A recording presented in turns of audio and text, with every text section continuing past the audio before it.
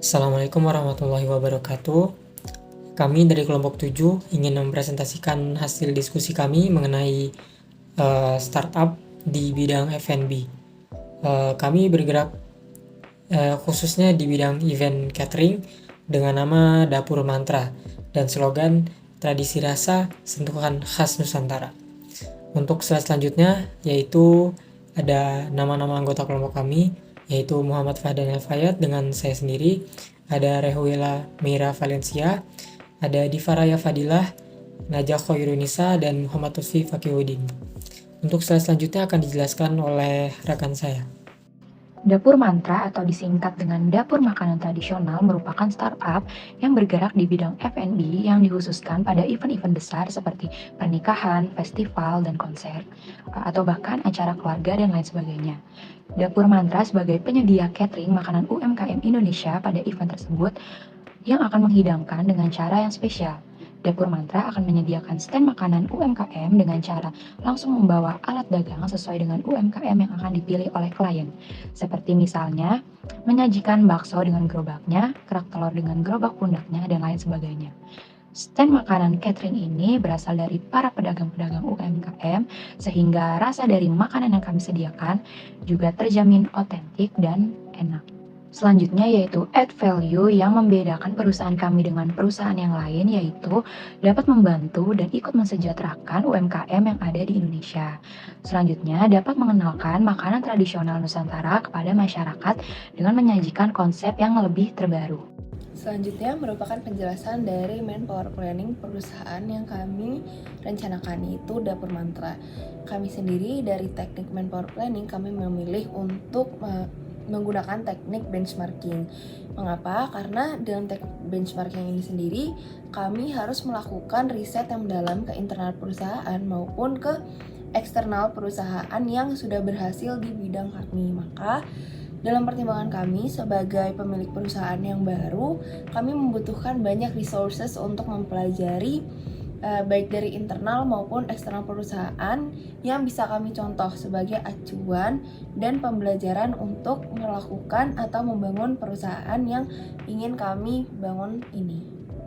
Time frame of HRP yang kami gunakan yaitu intermediate method tersebut kami pilih karena dengan jangka waktu tersebut 2-5 tahun kami menganggap bisa melihat segmentasi perusahaan dalam hal penyesuaian ataupun perluasan rencana maupun anggaran yang kami rencanakan.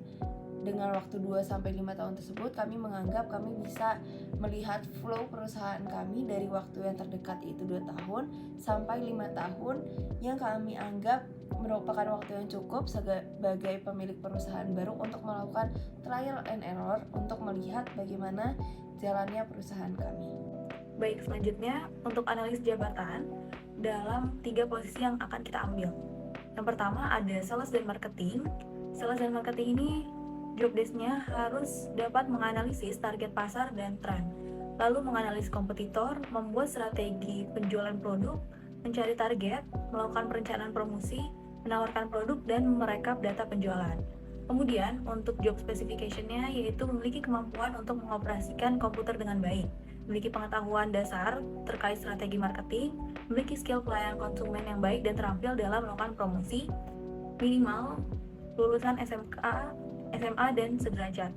Kemudian mempunyai kemampuan etika komunikasi yang baik, memiliki kemampuan bekerja secara individu maupun kelompok, memiliki daya analisa yang baik, dapat menggunakan internet dan media sosial dengan baik, inisiatif dan juga cepat tanggap, teliti, kemudian memiliki kemampuan interpersonal, dan yang terakhir talkative dan excitable.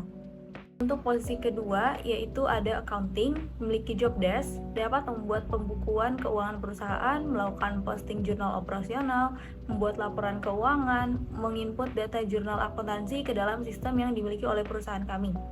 Kemudian melakukan verifikasi dokumen yang berhubungan dengan transaksi keuangan, menyusun laporan pajak, mengelola administrasi, mengelola gaji karyawan, dan juga melakukan rekonsiliasi dan penyesuaian dana.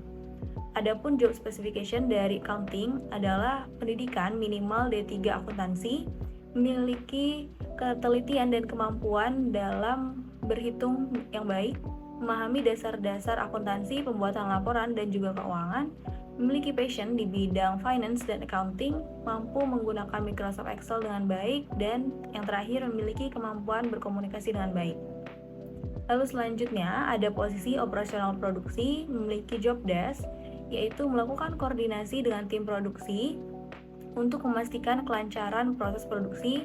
Kedua, merencanakan dan mengorganisir kegiatan produksi operasional, lalu melakukan pantauan terhadap aliran produksi, mengidentifikasi potensi masalah atau hambatan, dan memberikan solusi atau rekomendasi perbaikan terhadap kegiatan operasional, lalu melakukan pengawasan terhadap persediaan bahan baku, melaporkan kebutuhan persediaan bahan baku makanan yang diperlukan, lalu menegakkan kebijakan dan prosedur keselamatan kerja atau SOP, kemudian berkontribusi dalam peningkatan efisiensi dan produktivitas produksi. Adapun job specification dari operasional produksi adalah minimal memiliki pendidikan SMA atau SMK dan sederajat, kemudian usia maksimal 40 tahun, memiliki jiwa kepemimpinan yang kuat, memiliki keahlian dalam merencanakan, mengorganisir, dan mengelola sumber daya secara efisien. Kemudian memiliki pemahaman yang baik tentang proses produksi, memiliki kemampuan komunikasi yang baik, mampu bekerja dalam tim, lalu memiliki keterampilan dalam analitis yang kuat dalam mengidentifikasi dan memecahkan permasalahan produksi. Kemudian memiliki pengetahuan dasar tentang keselamatan dan kesehatan kerja, dan yang terakhir mampu menggunakan perangkat lunak komputer dari sistem manajemen produksi. Oke, selanjutnya kita akan membahas mengenai rancangan rekrutmen Dapur Mantra. Dapur Mantra sendiri memilih metode outside source of candidate karena kami merasa metode ini sangat tepat untuk dilakukan mengingat perusahaan kami merupakan perusahaan yang baru dibangun dan baru dirintis. Untuk cara penyebaran informasi atas rekrutmen ini, kami ada dua cara. Yang pertama itu ada recruiting via the internet, akan menyebarluaskan informasi lowongan kerja melalui berbagai media sosial seperti media sosial perusahaan, website perusahaan, dan website-website yang tersebar di dunia maya. Selanjutnya, untuk cara yang kedua itu ada menyebarluaskan informasi melalui rekan bisnis ataupun rekan pertemanan dan lain sebagainya. Untuk langkah-langkah seleksi yang akan kami ambil ada beberapa. Yang pertama itu ada seleksi berkas. Nah, seleksi berkas ini pendaftar akan mengirimkan berkas terkait diri mereka yang sudah diisi ke dalam formulir yang disebarkan oleh perusahaan, yaitu Dapur Mantra. Yang kedua itu tahapan interview. Setelah background checking yang kami lakukan terhadap peserta terpilih akan dikirimkan email balasan untuk melakukan interview. Nah, untuk setelah melakukan tes interview, tahapan selanjutnya itu ada beberapa tes. Nah, tes ini ada tes kepribadian, tes kemampuan verbal, tes studi kasus, terus juga presentasi, terus juga permainan peran atau role play, dan juga tes yang terakhir ada wawancara perilaku. Nah, setelah tes semua itu tadi lulus, maka tahap yang terakhir yang akan kami lakukan adalah announcement. Jadi setelah melakukan interview dan tes peserta akan diseleksi yang paling sesuai dengan dan memenuhi job rec dan job spec yang dibutuhkan perusahaan, yaitu Dapur Mantra. Pengumuman akan dikirimkan melalui email baik kepada peserta yang diterima maupun yang ditolak. Dapat disimpulkan dari presentasi teman-teman saya tadi bahwa Dapur Mantra sebagai sebuah startup yang bergerak di bidang F&B membutuhkan perencanaan SDM yang tepat untuk menunjang kinerja perusahaan. Perencanaan SDM yang kami gunakan yaitu menggunakan manpower planning dan juga time frame human resource planning. Dalam manpower planning kami menggunakan teknik benchmarking, yaitu perusahaan melakukan riset terhadap internal dan eksternal perusahaan sebagai acuan strategi untuk kedepannya. Lalu kami tetapkan time frame intermediate dengan jangka waktu 2-5 tahun untuk menjalankan rencana perusahaan dalam human resource planning. Selain itu, perusahaan juga melakukan anajab atau analisis jabatan supaya ketika perusahaan menentukan job spec dan juga job desk, perusahaan menentukannya dengan apa yang dibutuhkan oleh perusahaan. Dan perusahaan juga membuat rancangan rekrutmen agar perusahaan mendapatkan SDM yang berkualitas dan sesuai dengan apa yang dibutuhkan oleh perusahaan.